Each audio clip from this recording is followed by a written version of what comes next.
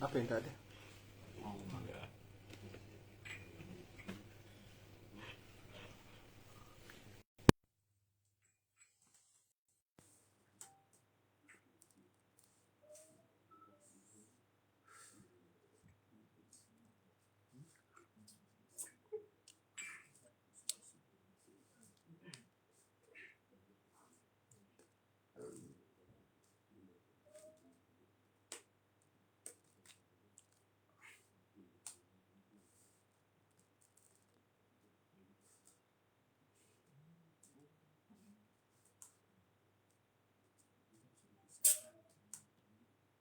Siapa nak dipisahkan?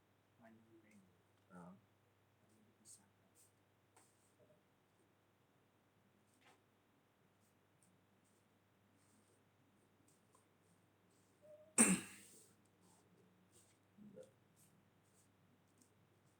Jadi memang tanda-tanda kekuasaan, berarti membenarkan dan Allah tunjukkan di hadapan kita.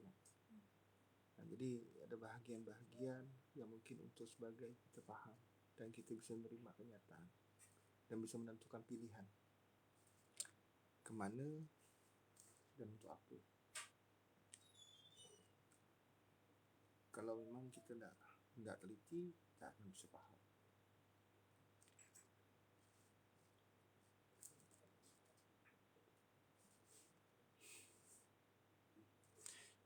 Tapi sebelumnya kira-kira ada pertanyaan tak? Mungkin dari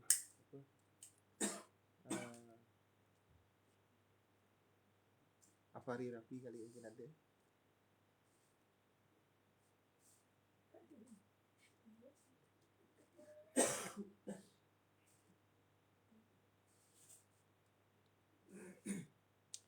Juga untuk saudara-saudara saya yang telah banyak membantu pada almarhum beliau semalam, untuk yang ada di Loksmawi, juga yang dari Palembang, terima kasih banyak. Jadi beliau yang untuk bisa wakili daripada almarhum Muhammad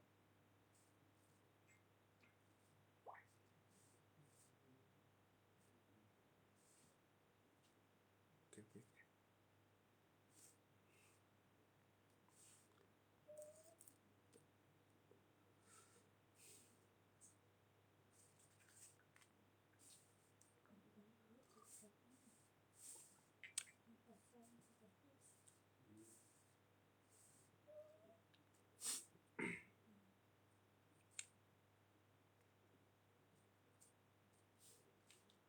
Tunggu yang lain loh.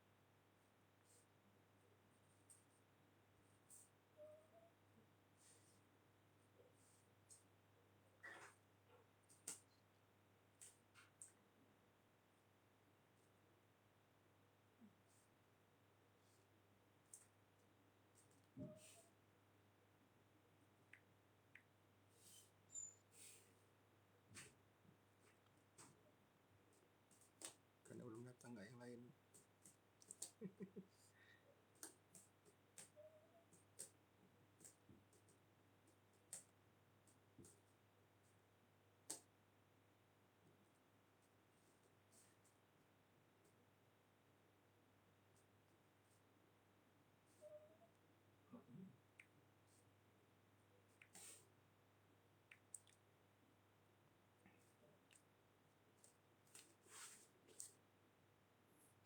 Dari kita dah kumpul semua.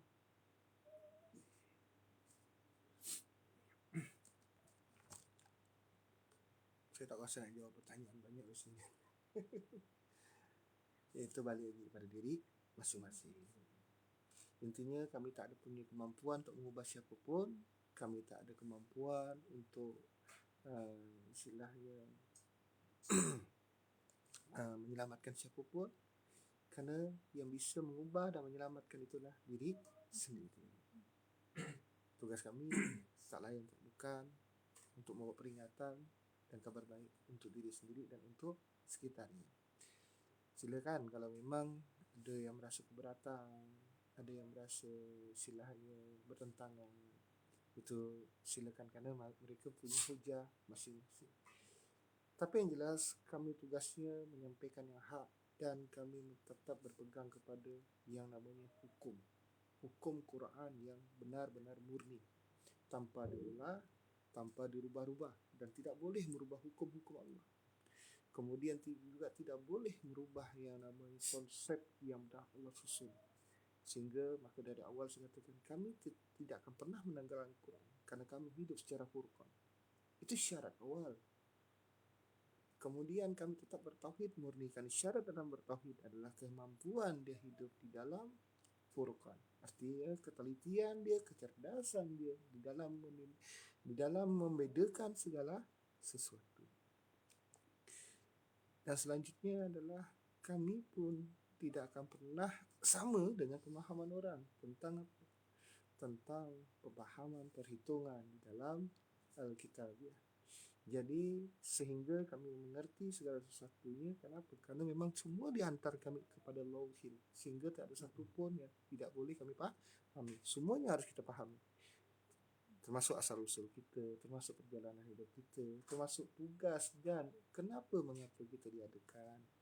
Dan selanjutnya adalah terakhir adalah mahfuz, iaitu asal-usul kita, sehingga kita tahu siapa menciptakan kita, dari mana kita diciptakan, dan untuk apa kita diciptakan, dan nanti kembalinya. Sehingga tidak ada keraguan sedikit pun di dalam kalbi, dalam hati, di dalam jiwa, di dalam nyawa, dalam akal, dalam fikiran, dalam indera, atas apa yang berlaku, yang telah berlaku, bahkan yang akan berlaku. Bahkan sampai hari akhir pun akan memahami akan diri sendiri. Lalu akan dilakukan adalah berserah diri.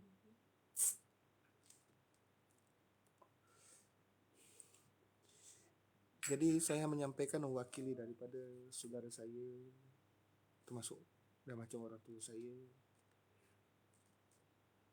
daripada almarhum Muhammad Faisal bin Muhammad Razak. Karena beliau pun meninggal dan tadi pun dah selesai dimakamkan. Dan subhanallah, dalam keadaan yang luar biasa, yang benar-benar Allah raibkan. Artinya memang tidak meninggalkan apapun. Bahkan waktu diturunkan dalam bumi pun, dalam liang lahat, tersingkap yang namanya tutup peti itu, yang muncul adalah kain kosong. Nah, subhanallah, jadi mudah-mudahan ada pelajaran hikmah bagi kita. Dan atas apa yang kita lakukan di dunia ini, mudah-mudahan jalan terbaik. Karena tak ada bisa kita pilih dari duanya. Harus pilih salah satu, dunia atau akhirat. Kemudian pesan beliau semalam, detik-detik terakhir sebelum meninggal, mengucapkan banyak terima kasih.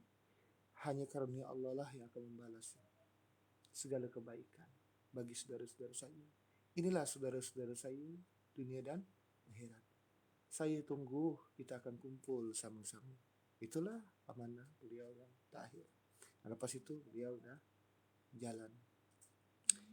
Nah, tapi memang masih hangat tetap badan tu di belakang tu kan, dari sejak malam sampai pun tadi dimandikan, sampai pun diwafatkan, dimakamkan. Jadi ucapan terima kasih beliau itu tertuju kepada semua saudara-saudara yang ada di Palembang, yang ada di Kaltim, yang ada di Loksmawe, yang telah banyak membantu untuk menunaikan nazaran. Karena itulah yang menjadi beban terakhir dia yang harus diselesaikan. Dan alhamdulillah terselesaikan dengan selamat. Juga terima kasih banyak buat saudara kita yang ada di Pahang.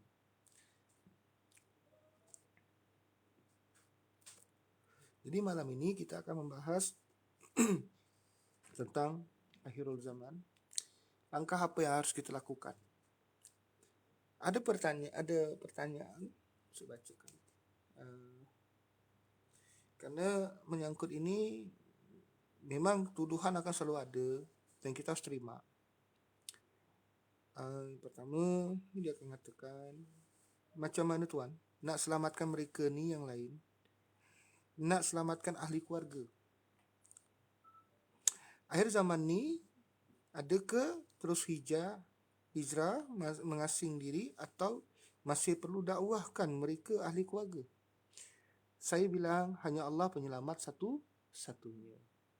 Syiar tetap Kita tak ada paksa mereka nak ubah, kita tak ada paksa mereka nak ikut, tapi kita hanya memberikan dia sebagai asbab. Kita jadikan asbab untuk mereka berfikir. Mudah-mudahan asbab tu akan menjadi pola juga asbab dia untuk merubah dirinya sendiri. Artinya yang bisa merubah diri, bisa menyelamatkan diri adalah diri masing-masing. Terpaksa hijrah dulu, mengasingkan. Mereka dah kata kita ahli tahzub kiamat. Kita nak kata ini ahli tahzub kiamat. Kita bukan urusan kiamat, bukan urusan kita.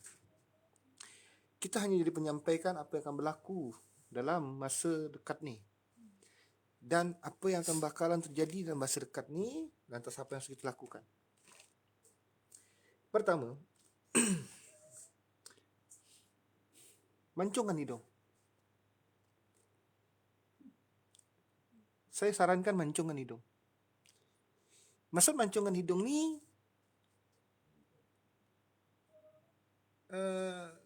bermaksud tajamkan penciuman. Hingga sesuatu yang tersembunyi pun dia bisa menciumnya. Bisa merasakannya. Kedua, lebarkan kening. Maksudnya, cukupkan pengetahuan, luaskan fikiran, dan tentu dia harus dalam keadaan sadar dan teliti dengan kemampuan furqan, artinya mampu membezakan segala sesuatu.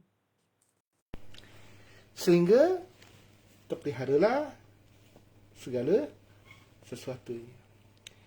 Kerana dia inilah dasar unsur sehingga dia tak ada celah ataupun tak ada jalan dia nak sekutukan ataupun nak sandingkan Allah dengan segala sesuatu yang Allah ciptakan. Dia faham benar-benar, berkali-kali dia katakan. Orang yang faham Furqan, dia faham dia mana kuasa, mana pula yang punya kuasa. Dia faham mana zat, mana pula pencipta zat. Dia faham mana sifat ciptaan, mana pula yang menciptakan yang bukan sifat.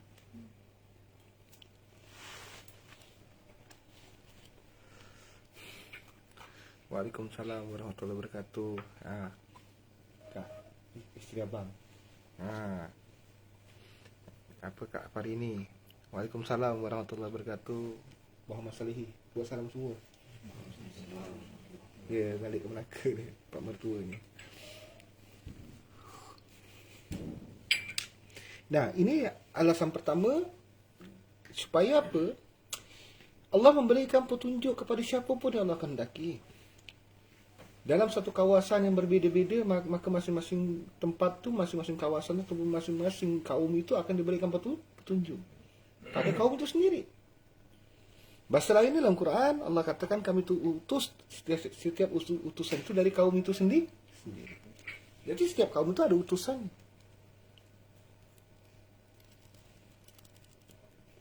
Dan seharusnya akan membawa pelajaran dan hikmah. Kemudian syaratnya adalah selanjutnya membersihkan. Membersihkan diri itu maksudnya adalah teliti dia dengan apa yang terkandung dalam diri ini. Sehingga dia tahu dengan elok mana kehendak dadanya, di situlah tempat pangkalnya DNA iblis, iaitu berbentuk dengan bisikan syaitan, yang mana pula yang langsung kepada jiwanya. Sehingga dia tidak akan mengikuti apa yang berlaku dalam dada. Dia tidak mengikuti hasrah, dia tak mengikuti ini dan itu. Dia hanya mengikuti satu je, yang lurus, iaitu dengan unsur jiwa. Sehingga terpelihara dia, sehingga dia tidak akan pernah mendustakan, bahkan berbuat kedustaan. Dan dia menjaga dan terpelihara atas segala sesuatunya. Kenapa? Kerana dia dengan lillahi ta'ala. Lillahi ta'ala dengan bermaksud benar-benar dia sedar dirinya, sedar atas nikmat dan karunia Allah, sedar bahawa dia tak pernah minta dihidupkan, minta diadakan, minta dilahirkan. Lalu dia faham kenapa Allah adakan, hidupkan, lahirkan dia. Dan dia pun faham tugasnya sebagai makhluk. Dia pun memahami di sebalik dia, di sebalik sebutannya yang mengungkap dengan latar belakang, bahkan perjalanan awal, tengah sampai akhir, sampailah dia kembali. Maka dia tidak ada kata lain, dia benar-benar berserah diri. Kedua dan ketiga selanjutnya dalam kehidupan ini adalah kita hijrah ada waktunya. Ada waktunya harus hijrah, ada waktunya tetap kita bertahan. Maksudnya tetap kita memberikan yang namanya peringatan. Tak kisahlah mereka nak terima, tak terima, itu tak ada masalah. Yang jelas teruslah kita sampaikan kebajikan dan kebaikan. Segala kebenaran adalah milik Allah. Kalau kesalahan itu bisa perecok lidah kita, kesalahan kita. Karena kita tak lepas dari satu kesalahan. Namun berpeganglah kepada yang mutlak atau absolut, iaitu Al-Quran. Dan kembalilah, saya ingatkan lagi, kembalilah hidup kepada panduan murni, iaitu Al-Quran. Tanggalkan kitab selain pada Quran. Karena itu tidak ada jaminannya. Itu hasil buah karangan tulisan daripada orang lain. Satu-satunya yang benar, yang absolut adalah Al-Quranul Karim. Dan ikuti as-sunnah. Sunnah dan Al-Quran. Tidak ada kata lain. Itulah syaratnya. Sehingga kalau dia menemukan, memahami Furqan, Quran, Kitabiyah, maka terungkaplah Lauhil Mahfuz. Sehingga benar-benar dia terpenuhi rukun dan syaratnya. Dan dia orang yang jeli, orang yang peka, orang yang tajam. Secara penglihatan, secara pendengaran, secara penciuman. Dan secara ilmu. Dan hanya Allah lah satu-satunya tujuan dia. Kuasa Allah untuk tujuannya kembali atas dengan kekuasaan Allah untuk kembali kepada yang menciptakan segala kuasa. Karena kita menghadapi banyak hal, ditambah lagi tahun-tahun sulit akan kita lewati, dimulakan daripada tahun ini, maka daripada itu kita akan menghadapi banyak hal dalam zaman ini. Dan saya ingatkan lagi, dengan apa yang saya tulis itu akan bakalan berlaku. Saya tak memastikan tulisan saya ini, tapi saya memastikan petunjuk yang memberikan petunjuk kepada saya ini. Tulisan saya bisa salah, tapi petunjuk yang Allah berikan tak ada yang salah.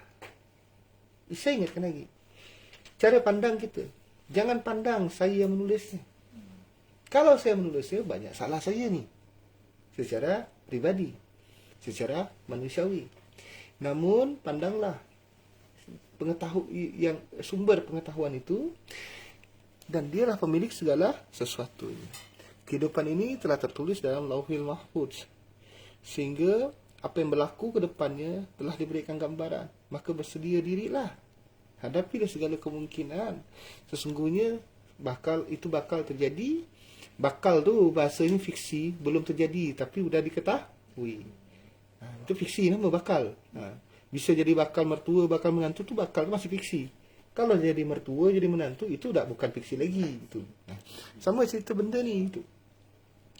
Jadi saya hanya penyampai dan semua kita hanya penyampai. Dan Allah akan berikan segala petunjuknya kepada siapa pun yang Allah kendaki di muka bumi ini dalam setiap kaum dan bangsa. Hanya saja mereka tolak. Mereka tak sedar diri, tapi tak masalah.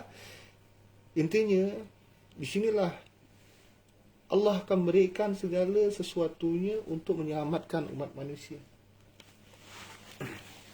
Kita adalah bahagian-bahagian telah Allah tetapkan di akhirul zaman. Zaman-zaman ini adalah zaman-zaman sukar, zaman-zaman yang penuh tipu daya.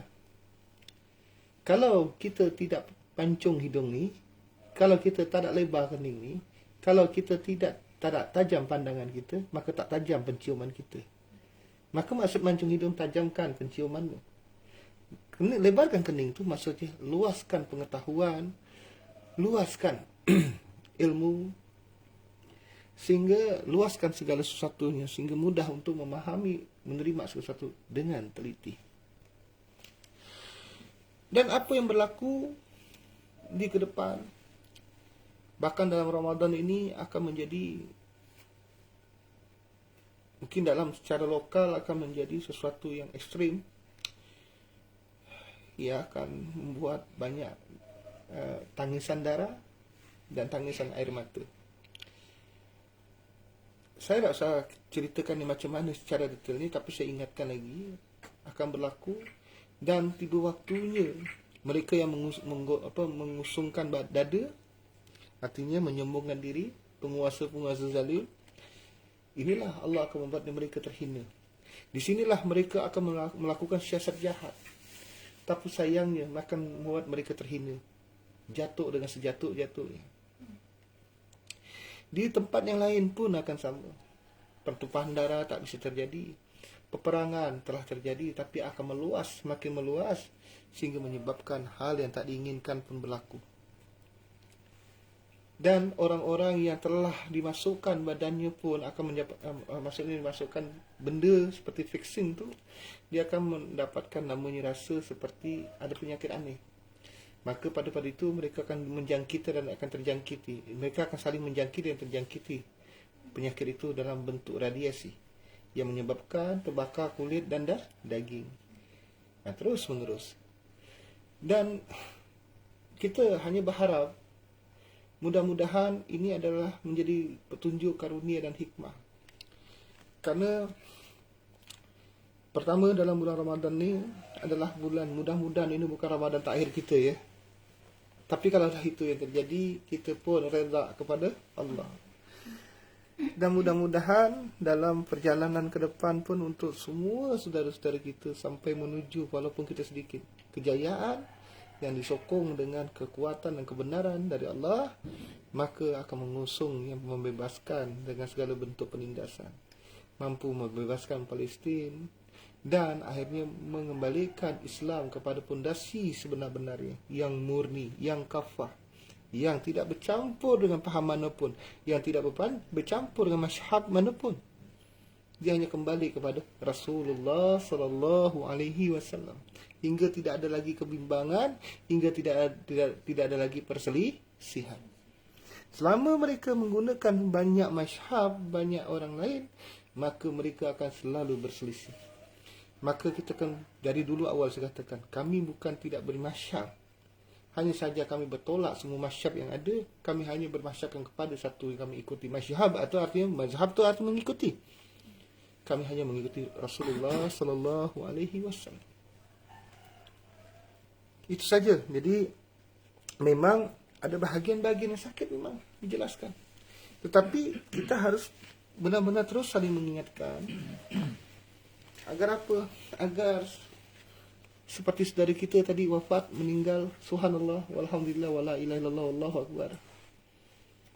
Meninggal dengan keadaan yang senyum, dengan ceria. Wafat pun dalam keadaan yang benar-benar ceria, bahagia. Dan waktu masuk ke dalam liang lahat pun tinggal kain putih, tak ada orangnya lagi. Apa? Tak sedap macam tu. Nah, di saudara kita, di jamaah kita, subhanallah, Allah tunjukkan satu persatu.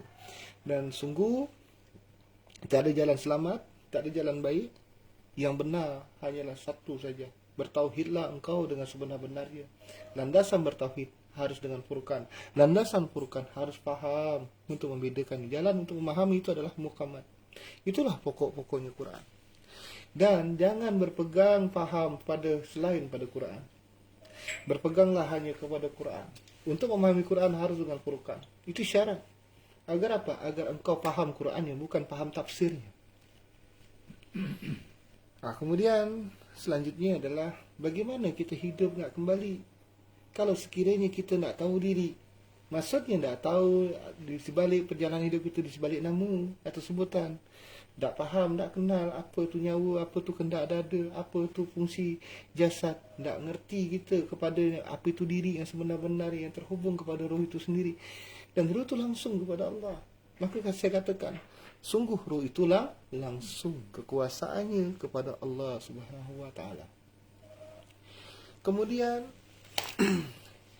benar-benar memperbaiki dan hindarilah dan jauhilah sifat kedustaan.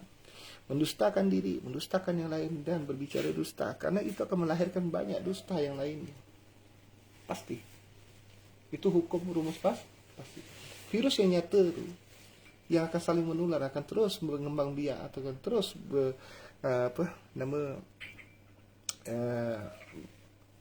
terus berkembang. Sebenarnya simple saja. Dusta. Dia akan terus berkembang. Dia akan menutupi. Untuk menutupi dusta dengan dusta.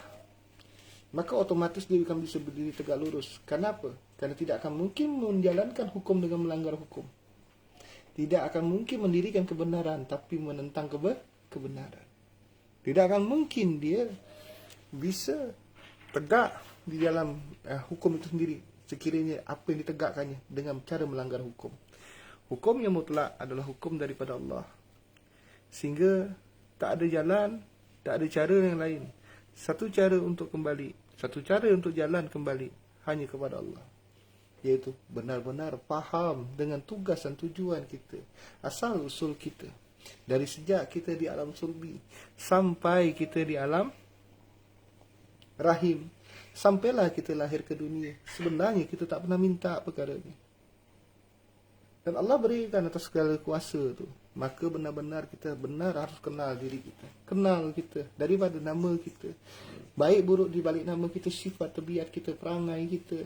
Kemudian sihat sakit nyaman kita, lapang dan ataupun sempitnya kita, bahkan perjalanan akhir kita. Sebab asbabnya apa? Hari apa pun harus kita siapkan segala sesuatunya. Agar apa? Agar bisa kembali kepada Allah dengan berserah diri. Satu-satu kembali yang benar adalah orang yang berserah diri. Syarat orang yang berserah diri adalah orang yang faham akan asal usulnya, orang yang faham atas Tuhannya, hingga dia takkan salah Tuhan, hingga takkan salah sangka dengan Tuhannya, hingga takkan mungkin dia keliru dengan Tuhannya, sehingga dia takkan mungkin pula mentuhankan yang bukan Tuhan. Dan saya ingatkan lagi, jangan mentuhankan zat, jangan bertuhankan sifat. Jangan sampai Tuhan disamakan zat, jangan sampai Tuhan disamakan dengan sifat. Sesungguhnya Allah adalah pencipta atas sekalian zat dan sifat. Berhati-hatilah kita. Kalau kita tak faham, maka kita akan menganggap eksistensi Allah itu adalah substansi. Bahasa lainnya, zat dan sifat itu adalah eksistensi Allah, kekuasaan Allah. Sedangkan Allah yang punya kuasa, dia tak sama dengan segala kekuasaannya. Laisa kamislihi syai'un. Kemudian fase-fase akhir zaman ini akan menjadi berat, tatkala akan menjadi gelap dunia ini dengan penuh huru-hara. Nah, huru-hara ini akan berlangsung terus dari skala global sampai skala lokal. Nah, apakah kita siap menghadapinya? Sungguh Allah sendiri akan mengatakan memperkuat kita sedikit. Tapi kenapa Allah beri kemenangan? Orang yang sedikit Allah beri kemenangan, dia tahu jalan baliknya. Dia tahu kapan kembalinya. Dia tahu asbab kenapa dia kembali, disebabkan apa. Akhir kembali atau meninggalkan dunia. Dia faham dengan perjalanan hidupnya. Lalu dia tidak akan pernah sandingkan Allah dengan segala sesuatunya. Dia orang yang teliti, mereka-mereka adalah orang yang terpilih, mereka-mereka adalah orang yang benar-benar berserah diri. Maka dia diberikan kemenangan. Jadi, kita sekarang di fase-fase yang mendekati kekacauan. Ini fase. Beruntung kita masih diberikan kesempatan dalam keadaan tenang ini. Walaupun sebelum berapa minggu, berapa bulan ataupun berapa hari huru-hara akan berlaku luar biasa hebatnya. Tapi kita dah bisa sampaikan dulu, ingatkan pada mereka. Dan apa yang berlaku nanti kalau udah nuklir jatuh? Dan huru-hara sebelum nuklir jatuh akan ada pertumpahan darah huru-hara. Maka pada saat itu bukan hanya masalah makanan yang tak ada, air minum pun susah nak cari. Betul-betul puasa kita tahun ini melatih diri, kerana ke depan nanti 1 tahun itu sama dengan 1 bulan Ramadan, sama dengan 1 tahun. Arti berpuasa berat dalam 1 tahun. Bisa bayangkan tak? Jadi benar-benar latihanlah kita yang pada training lah kita ni pada bulan Ramadan ni. Mudah-mudahan akan menjadi hikmah. Dan semoga-mogahan ini bukanlah Ramadan yang terakhir untuk kita, untuk mereka, untuk semua. Allah selalu memberikan karunia bagi orang-orang yang sadar diri. Orang-orang yang memelihara dirinya dari segala sesuatu yang Allah larang. Maka berpeganglah kepada 3 perintah dasar awal dan 3 larangan awal. Maka dia akan terpelihara dengan seluruh larangan wajib. Dan dia akan menunaikan seluruh perintah wajib. Nah, kesadaran kita kerana Furqan ini mengajar kita teliti sehingga kita benar-benar sadar diri dan terus menerus kita tidak akan zalim. Pasti mustahil tak akan zalim. Kenapa? Kerana yang diperbaiki adalah cara pola berfikir. Kalau kita berfikir saja sempit dan salah dan tidak teliti, maka segala sesuatu perbuatan dia akan cenderung dalam kesalahan. Perbuatan ini adalah cermin daripada fikiran. Fikiran ini cermin dari mana imannya atau keimanan dia. Kalau keimanan dia bukan berdasarkan daripada petunjuk Allah itu Furqan, maka dia tidak akan beriman kepada Allah, maka dia akan rosak secara fikirannya, maka akan membawa perangai yang rosak pada alam. Namun sungguh bagi mereka yang teliti, bagi mereka yang benar-benar faham dengan Furqannya, maka dia akan menerapkan dalam kehidupannya dalam bentuk fikirannya, maka akan terlaksana dalam bentuk perbuatannya. Dan itu dijamin oleh Allah. Kalau Allah dah menjamin, siapa yang berani tentang? Al-Anfal ayat 29 tu apa dia kata? Jadi kalau memang kita mau teliti, di situ sudah cukup jelas, terang benderang. Tinggal kita mau terima atau tak terima saja. Tapi bagi mereka yang masih sihat akalnya, dia tak akan tolak nama barang benar. Benar bukan dipandang oknumnya, tapi benar kepada yang memberikan pandangan kepada oknum. Perhatikan betul-betul baik ini. Jangan pandang siapa yang menyampaikannya, tapi pandanglah apa yang disampaikannya. Jangan pandang oknumnya, tapi pandanglah yang memberikan pandangan kepada oknum. Maksudnya sumber pengetahuannya. Sama dengan ceritanya. Saya ingatkan lagi, ada pertanyaan lagi tu. Jadi selama ini kelirulah kami ini, kata dia. Kerana sibuk nak nyari, ada kata Pulau Satu, kata dia kan, ada Pulau Satu tu ni juga ngaku bahawa dirinya ada Al-Mahdi. Juga daripada Muhammad Qasim juga dia mengaku pada Al-Mahdi. Saya nak tahu apa ada pengakuan dia atau tidak. Tapi kalau dia daripada mimpi dia yang saya diberikan untuk cik tu, ada unsur pengakuan. Kenapa di situ dia bermimpi bertemu Rasulullah, yang Rasulullah mengatakan dikasihkan kertas emas, jadi harus mengikuti Muhammad Qasim.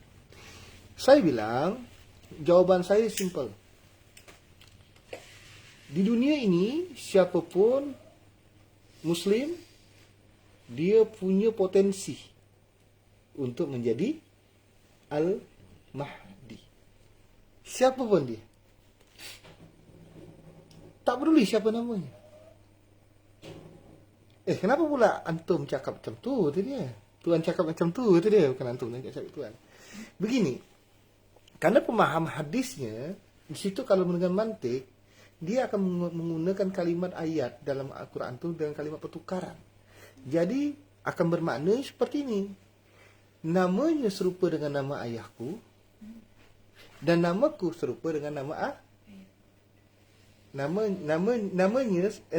namaku serupa dengan nama ayahnya. Dan nama ayahku serupa dengan namanya. Jadi maksudnya adalah Abdullah. Abdullah dia bisa siapa saja. Binnya bisa siapapun, tapi dengan nama yang tak lepas daripada Rasulullah. Rasulullah kan banyak nama, banyak gelar. Nah, boleh pakai, boleh lihat. Jadi semua punya potensi, punya. Hanya saja yang mengangkatnya Allah, bukan manusia. Itu syaratnya.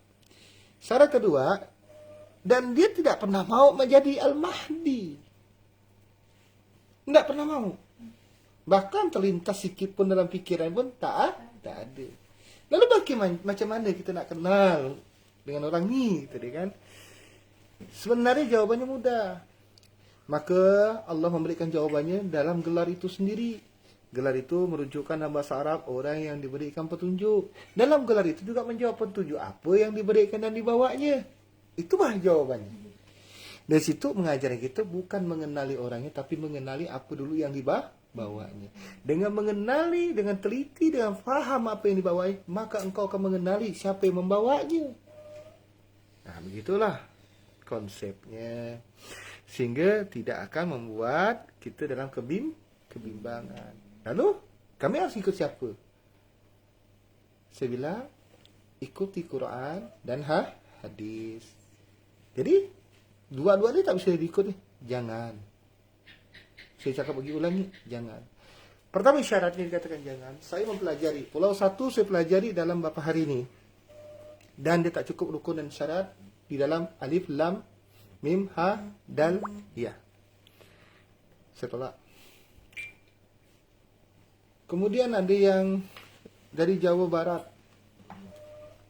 Katanya dari Lebak Cawangi ya. Saya tak tahu apa tu di tempat. Juga saya pelajari. Saya minta maaf. Saya tadi yang diujukan orangnya, saya paham pelajari dulu.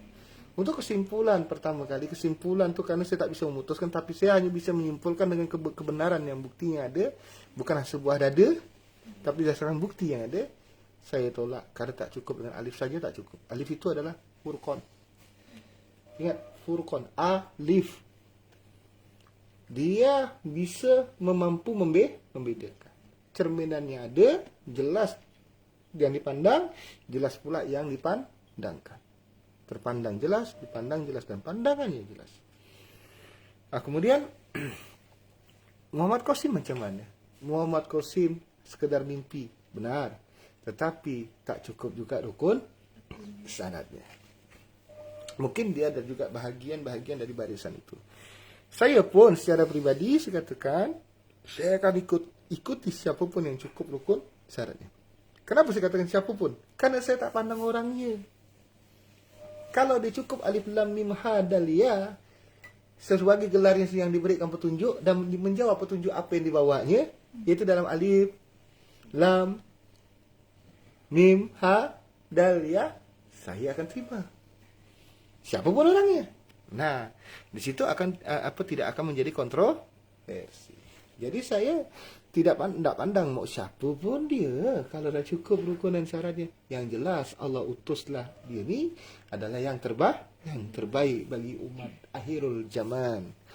Nah, maka saya katakan wajar pada akhirnya nanti banyak penolakan. Kalau memang nanti sampai waktunya. Kenapa? Karena tak sesuai ekspektasi. Tak sesuai dengan keinginan manusia selama ini. Yang digambar yang begini, gambar begitu. Yang dalam benaknya hidung mancung, giginya renggang. Mungkin seperti itulah mungkin maksudnya. Atau seperti namanya begini, sesuai nama orang. Padahal bukan itu. Mau berhati-hati.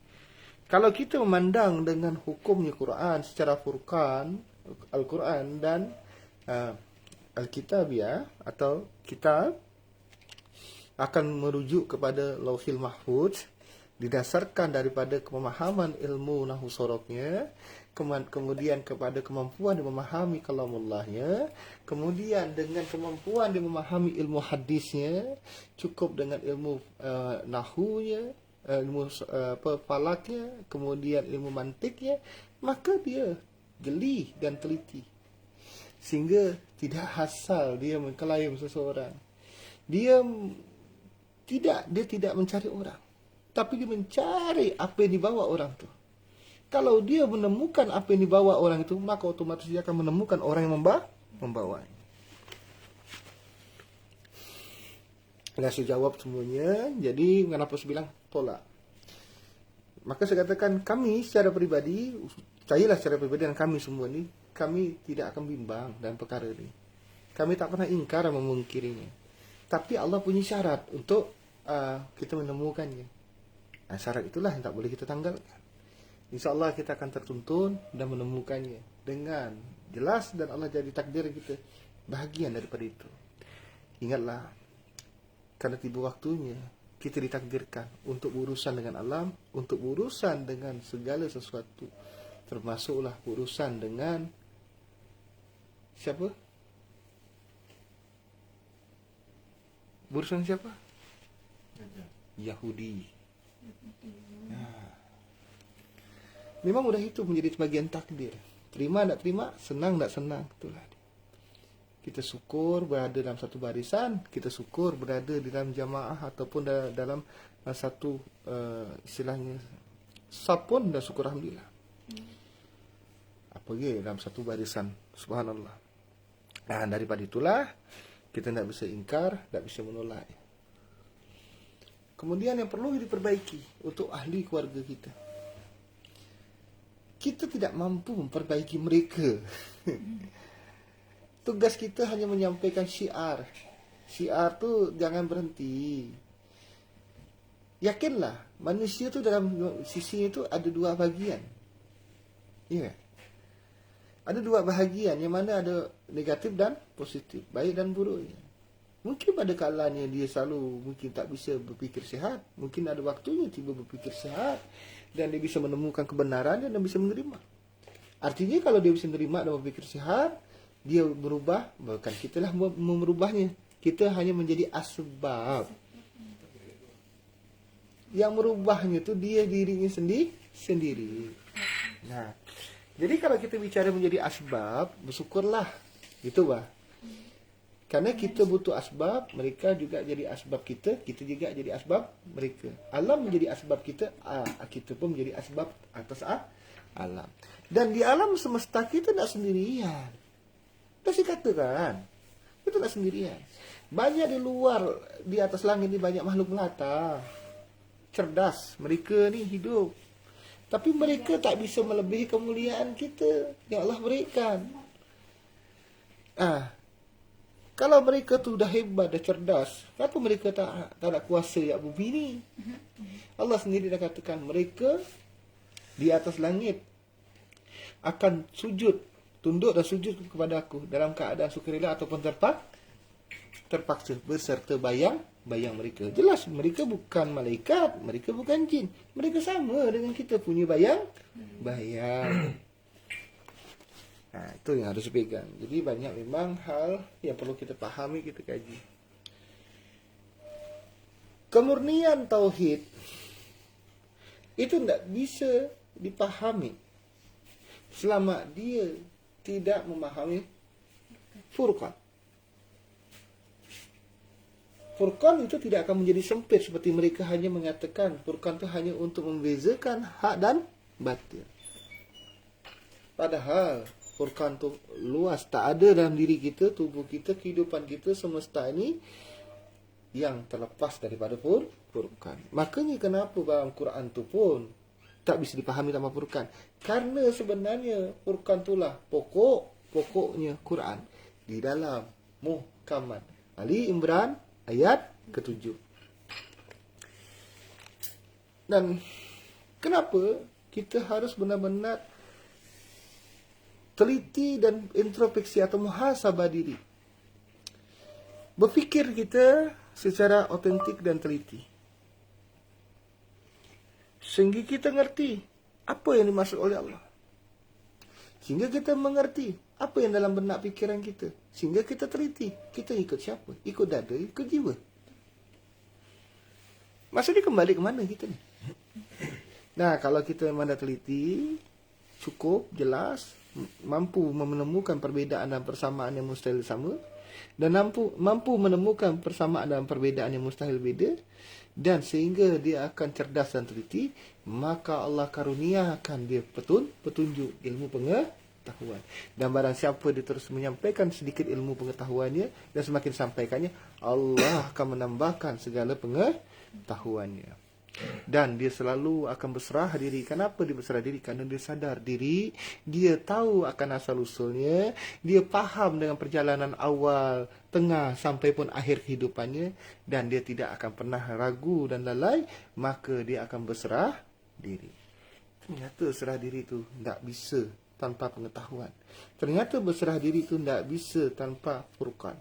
Kalau tanpa Furqan, tanpa pengetahuan yang cukup luas, dengan ketauhidan yang murni, dengan lauhil mahfuz, dengan pengetahuan di balik dalam isyarat penyebutan dan petunjuk di dalam sebuah sebutan, maka dia tidak akan mampu berserah diri. Yang ada hanya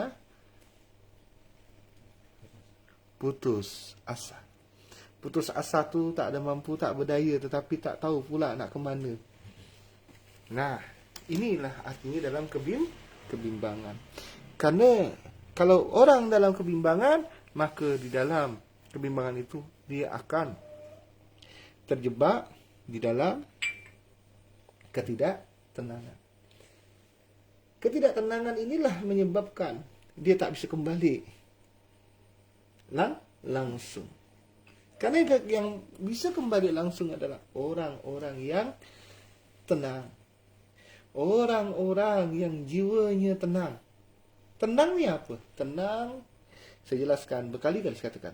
Tenang itu, tentram, tenang itu adalah intinya nikmat.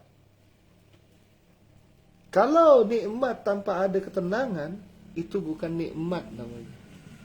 Karena puncaknya nikmat tu adalah tenang. Maka Allah memanggilnya, hai jiwa-jiwa yang tenang. Karena hanya jiwalah yang dikatakan tenang. Karena dia pokok daripada nikmat.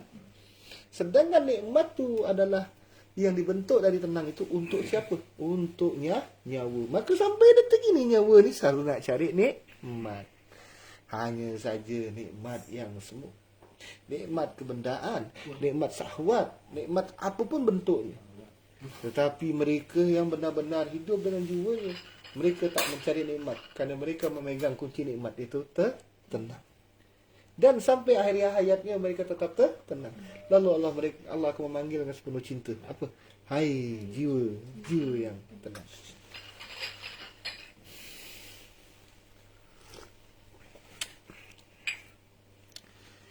Saya pun berhati-hati kerana di dalam dunia ni banyak hukum yang dibuat-buat. Sehingga hukum dibuat manusia tu kadang-kadang membuat batasan. Sehingga orang yang seharusnya bisa mengabarkan dengan baik dan benar harus dibatasi. Maka saya cuma mengingatkan akan terjadi hal dalam beberapa waktu dekat ni. Termasuklah kita tak bisa elak yang namanya huru-hara, pertumpahan darah, runtuhnya kekuasaan zalim atau penguasa-penguasa zalim dengan hina. Dan terjadinya banyak hal, termasuklah peperangan besar hingga menyebabkan yang namanya duhan disebabkan perbuatan manusia. Hingga membuat kerosakan yang luar biasa. Mudah-mudahan kita berharap secara manusia ini tidak terjadi. Tapi kalau ketetapan Allah yang di akhir zaman ini mau terjadi, kita tak bisa elak benda ni. Lalu apa yang kita lakukan? Maka bersiap dirilah. Huru-hara terjadikan kerana kesulitan, kerana memang ketidakadilan, lalu kesusahan secara ekonomi. Lalu nanti malam panjang akan terasa. Kita dilatih bulan Ramadan ni agar mampu menghadapi duhan. Kerana seperti kita berpuasa seperti bulan Ramadan, tapi lamanya setahun penuh.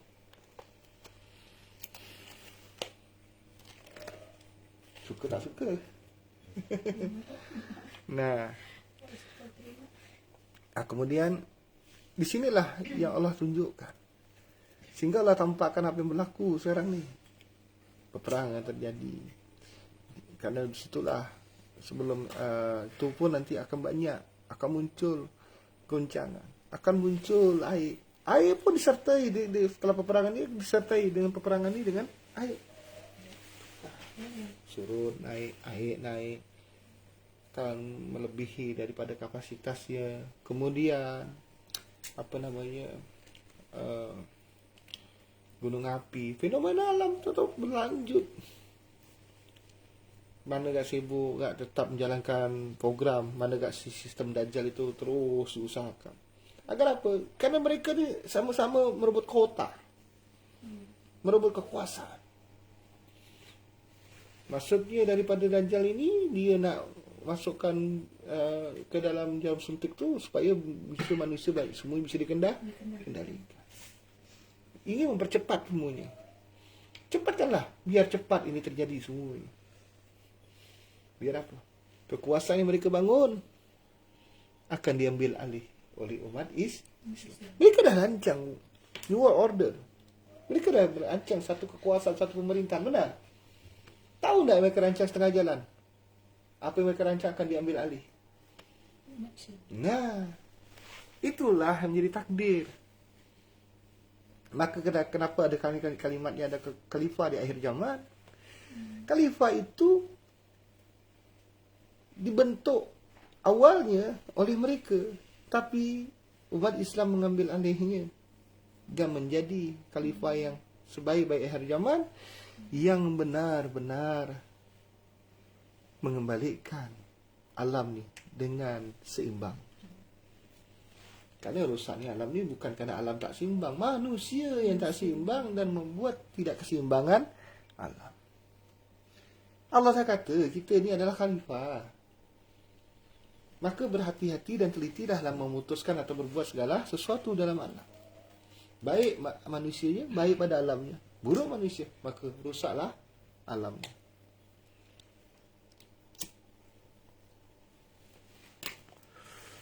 Mungkin tak ada pertanyaan dari yang lain.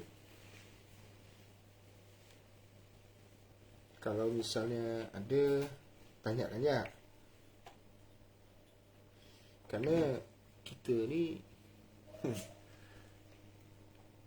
kalau tak sadar, buka mata dah berdosa. Bukan pasal apa yang dilihat. Kerana dah merasa melihat saja dah berdosa. Bukan pasal ini. Benar. Maka saya katakan, kalau mindset kita betul dengan Furqan, maka terhindarlah dari segala dosa. Banyak orang sangka dosa itu disebabkan dengan apa yang dipandang. Tak.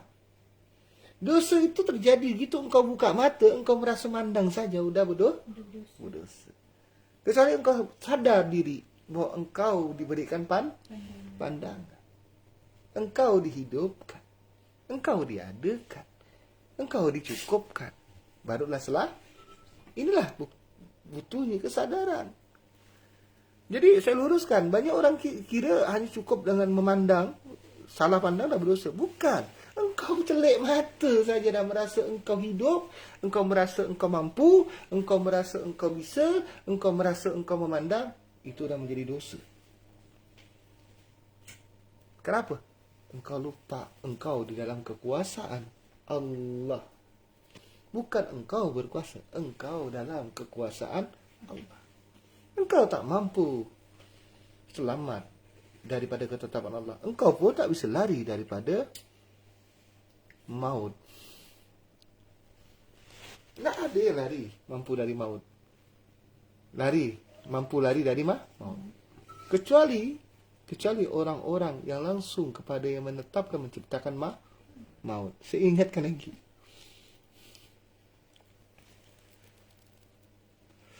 Nah, apa pasal berbuat?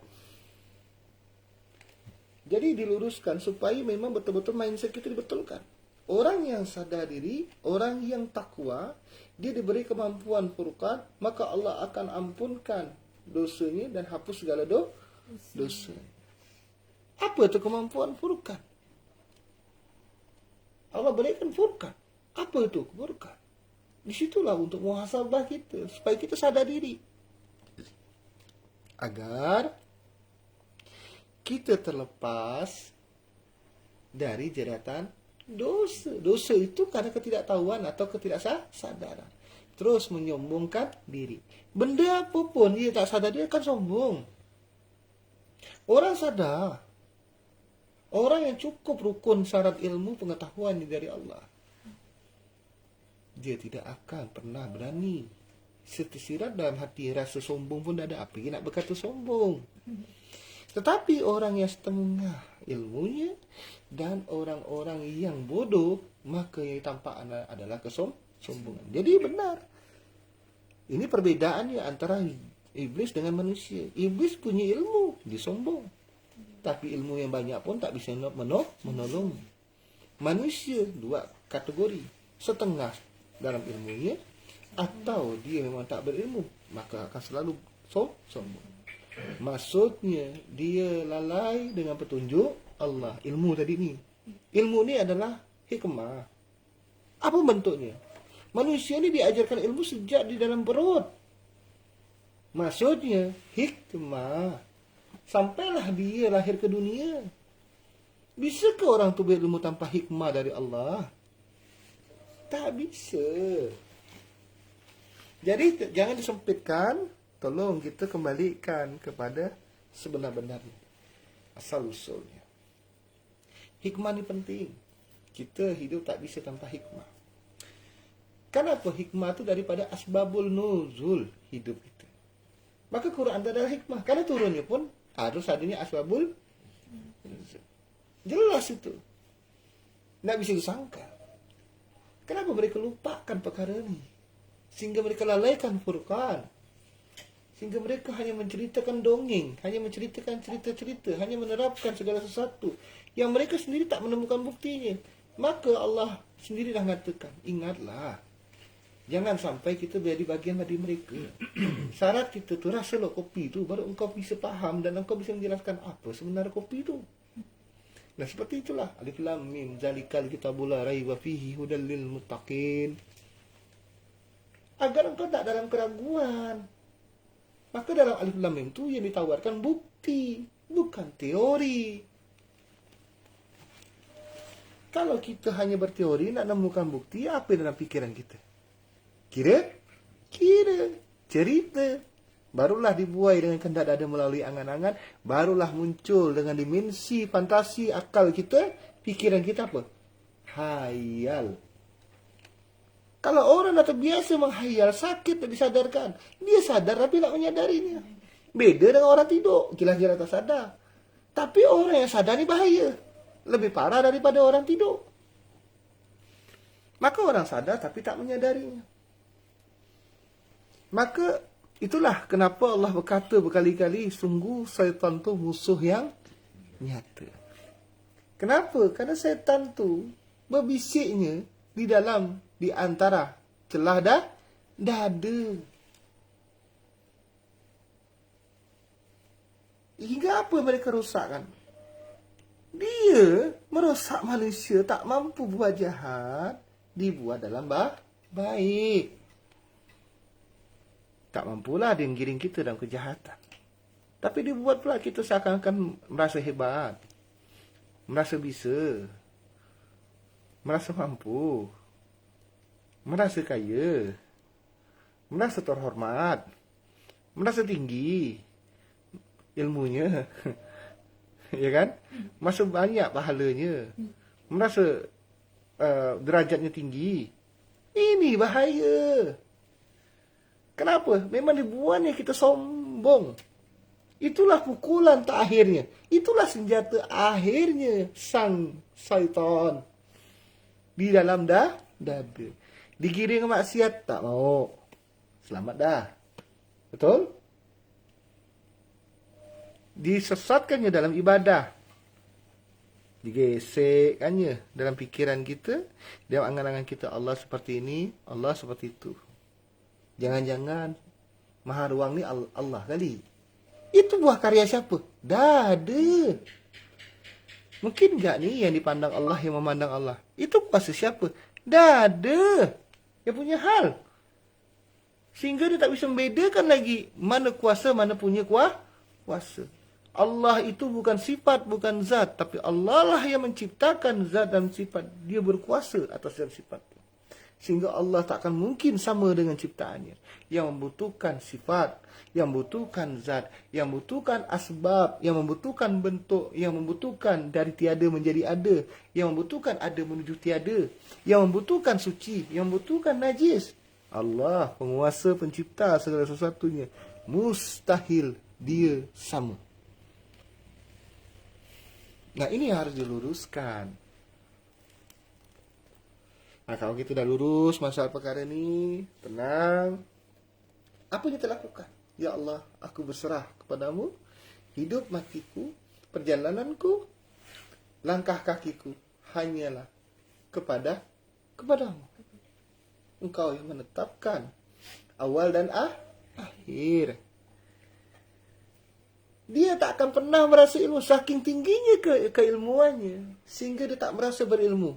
Demi Allah, wallahi, dia tak akan pernah merasa berilmu. Itu dah saking tinggi ilmunya. Sehingga apa yang dilakukannya? Dia tak akan menuju ilmu manapun. Dia ditujunya pemilik ilmu. Sehingga tak ada sedikit pun tersirat di dalam dada ataupun di dalam hatinya. Dia merasa berilmu. Maka dia terlepas daripada dosa besar itu, kesombongan. Kalau dia dah dia tak merasa berilmu, dia juga tak merasa memiliki, dia tak merasa segala sesuatunya, termasuklah merasa terhormat, tak ada. Karena satu hal yang ada, saya hanya menjalankan ketetapan Allah, tak lebih, tak bukan. Bila cerita pada perkara bagi mereka yang merasa tahazub, mereka merasa hebat, mereka yang masih bisa, maka pada akhirnya, biar dibungkus dengan sorban yang setebal manapun, biar dibungkus dengan ilmu sehebat manapun, biar dibungkus dengan dalil macam manapun, dia tak bisa sembunyikan ada sebutir debu kesombongan. Orang yang benar di sisi Allah adalah orang yang berdiri kepada Allah, menghadap kepada Allah. Dia tidak menghadap kepada yang diciptakan Allah. Termasuklah ilmu, jabatan, derajat, termasuk gelar, apapun, tak ada urusan. Dia hanya satu. Maka saya bilang, hebatnya orang-orang yang benar-benar berserah diri dan faham segala sesuatunya, termasuk dalam kita kemarin sebut dengan alif lam mim ha dal ya, dia tak berilmu. Kenapa? Karena dia menguasai sekalian ilmu, sehingga dia tak ada urusan ilmu. Dia hanya berurusan kepada Allah, pemilik ilmu. Jadi kalau kita hidup landasannya ilmu, tapi tak berlandaskan kepada yang menciptakan, yang menetapkan, yang mendatangkan, yang memelihara ilmu, celakalah pada akhirnya. Maka hidup dengan ilmu seperti ilmu iblis, tinggi ilmunya, tapi dipenuhi kesombongan, hingga ilmu itu sendiri pun tak mampu menyelamatkannya. Nah, di sinilah kita mengukur. Belajarlah kita hikmah, belajar dengan karunia, belajar dengan segala sesuatunya. Karena setiap degupan nafas kita, setiap detakan jantung kita, setiap denyut nadi kita, setiap kedipan mata kita, setiap dengungan hidung kita, setiap keluar masuknya nafas di dalam dada ni, tak ada satu pun yang tak ada hikmahnya, yang tak ada maksudnya. Maka beruntunglah orang-orang yang memahami segala sesuatunya atas karunia Tuhannya. Maka dia terpelihara dari dunia sampai akhirat. Dan Allah akan selamatkan dia dari sejak dia dilahirkan, dia dihidupkan, sampailah diwafatkan. Kalimat Allah mengatakan, hanya Allah dengan segala kuasanya mampu menyelamatkan. Tidak ada penyelamat yang lain. Jangan cuba-cuba tukar dengan segala kepalsuan sesuatu yang benar. Maka saya katakan, saya tidak pernah menjustis, menuduh siapapun. Maka tujuan saya untuk kembalikan Islam kepada konsep yang sebenarnya, ajaran sebenarnya, yaitu Al-Quranul Karim dan As-Sunnah. Kenapa? Karena Rasulullah SAW sendiri yang mengeluarkan hadis, yang mengucapkan, menyampaikan hadis, beliau pun berpegangan kepada Al-Quranul Karim. Jangan sandingkan Quran. Kalau engkau sandingkan Quran, maka engkau akan tersesat dalam terang. Tragis sangat. Kalau dalam gelap tersesat, itu masuk akal. Tapi kalau dalam terang dia tersesat, itu yang tak bisa saya terima dengan akal sihat. Kenapa? Karena Allah memberikan dia pandangan, dia melihat, tapi dia buta. Dia mendengar, tapi dia tuli. Dia berakal, tapi tak berfikir. Tapi bagi mereka yang benar-benar reda kepada Allah, dia terima segala sesuatunya, dia jalankan kerana lillahi ta'ala, maka dia tertuntun dan berjalan dengan sebaik-baiknya jalan. Untuk apa? Untuk kembali kepada Tuhan. Ada juga pertanyaan tadi daripada salah satu orang yang messenger saya. Nazara itu kan bayar niat. Betul. Nazara itu bayar niat. Kalau kita betul, kita betulkan. Apanya? Niatnya karena Allah, lillahi ta'ala, itu betul. Tapi kalau bayar niat seperti bayar hutang janji, hutang apa? Salah. Nazar tidak ada urusan dengan hutang piutang. Kalau urusan hutang piutang ada hukumnya. Nazara, maka kalimat ada zarah. Sesuatu. Sesuatu ya. Sesuatu yang membuat kita silap. Sesuatu yang membuat kita lalai. Apa tu? Segala keindahan, segala sesuatu yang disayang di dunia. Nas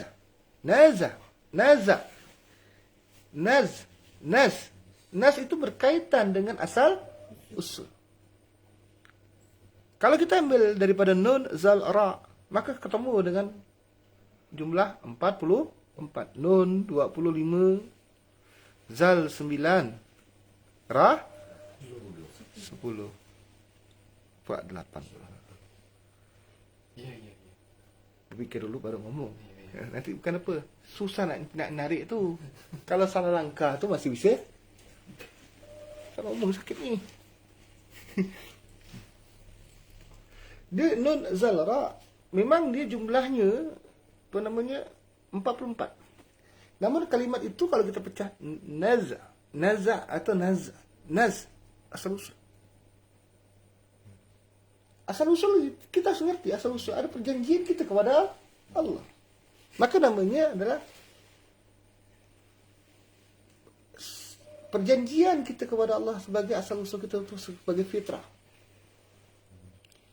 Zara sesuatu yang selama ini menyebabkan kita silap langkah. Selama ini kita tersesat. Selama ini kita menjadi lalai.